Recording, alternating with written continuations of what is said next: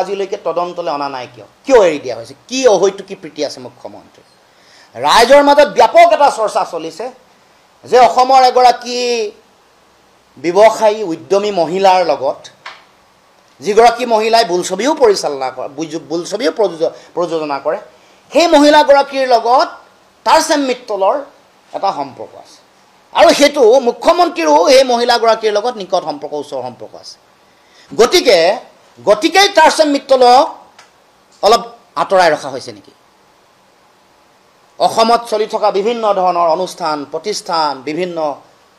বিভিন্ন যিবোৰ অনুষ্ঠান হয় অসমত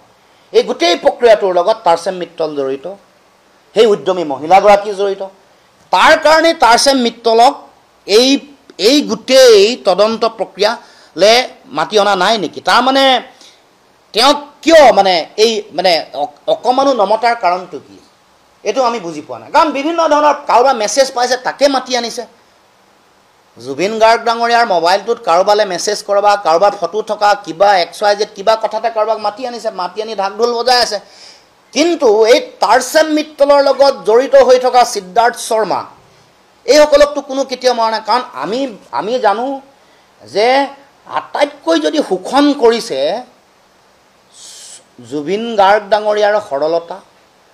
জুবিন গাৰ্গ ডাঙৰীয়াৰ মনৰ বিশালতাক সুযোগ লৈ যদি কোনোবাই বিশাল বেপাৰ আৰু দালালি আৰু বজাৰ যদি কৰিছে মূল খলনায়কগৰাকী তাৰচেম মিত্তল এটা সময়ত যে আমি আন্দোলন কৰিছিলোঁ অসমৰ পৰা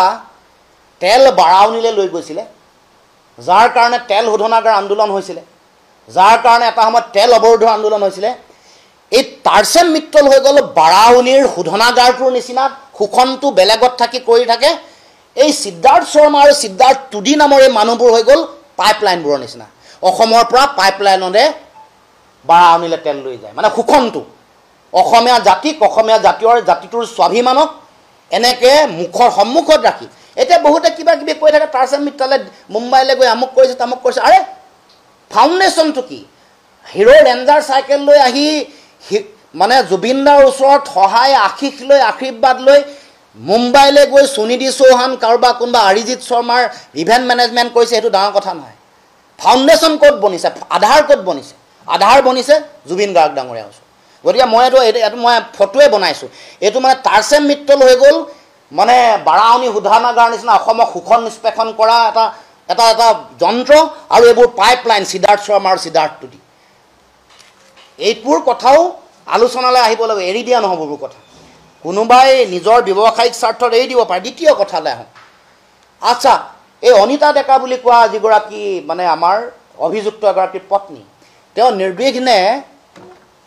নিৰ্বিঘ্নে চিল কৰি থকা ঘৰটোলৈ অহা যোৱা কৰিছে আছে কিন্তু আপোনালোকে জানিব যে ট্ৰেন্স MMS প্ৰাইভেট লিমিটেডৰ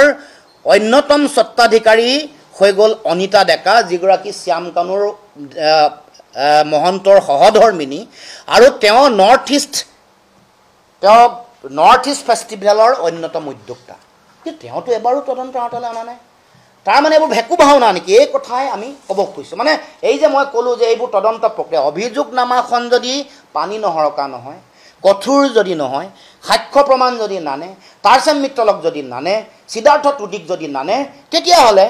কেনেকৈ হ'ব সিদ্ধাৰ্থ টুডিয়েতো ইয়াতে এয়াৰ ৰহমানক আনিছিলে আপোনালোকে সকলোৱে জানে এইবোৰ আহিব লাগিব তো মানে শোষণৰ যিটো ডাঙৰ যিখন জাল পেলাইছে যিখন জাল অসমত নাই এখন সমগ্ৰ দেশ আৰু ছিংগাপুৰলৈকে বিয়পি আছে গতিকে সেই জালখনৰ আমি চবেই বিচাৰি উলিয়াব লাগিব